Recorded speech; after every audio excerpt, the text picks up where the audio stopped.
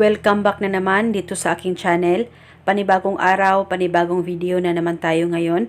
May ibabahagi na naman ako sa inyo ngayon na ritual. Ito'y simpleng gabay at simpleng pamamaraan. At kung bago sa channel ko, ay huwag niyo pong kalimutang mag-subscribe at pindutin ang notification bell para palagi kayong updated sa mga bago kong videos.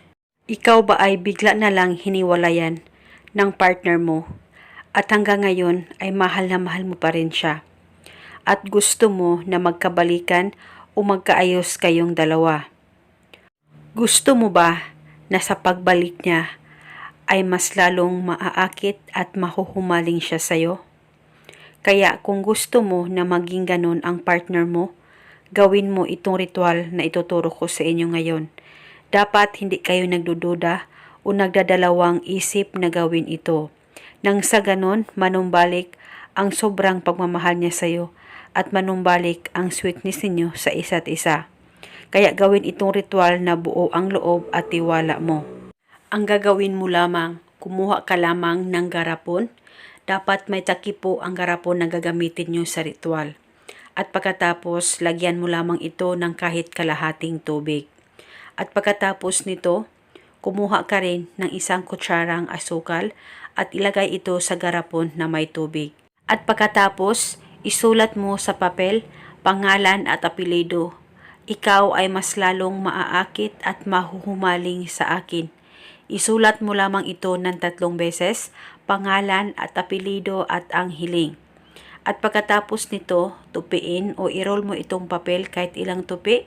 At pagkatapos, ilagay ito sa garapon na may asukal. At nang malagay o masilid mo na ito, kumuha ka lamang ng kahit kaunting asin at ilagay mo rin ito sa garapon na may asukal at papel. At nang malagay mo na lahat, kunin mo ang garapon, hawakan mo ito sa 2 kamay mo, ilapit ito sa baba mo, at banggitin mo lamang ang nakasulat sa papel ng 3 beses, pangalan at apelyido at ang hiling. At pagkatapos, pwede mo nang takpan itong ritual at itago ito sa damitan mo. Itago ito pang matagalan at hindi na po ito kailangan pang bulungan mo araw-araw. At itago ito hanggang kailan mo gusto. At kahit maging okay na kayong dalawa ng partner mo, ay mas mainam na wag mo itong itapon, basta itago ito pang matagalan at paniguradong manumbalik ang sweetness ninyo sa isa't isa. At pwedeng gawin itong ritual sa kahit na anong araw o oras na gusto mo.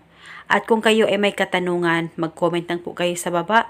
At eto muna sa ngayon, maraming salamat po sa panonood. May God bless.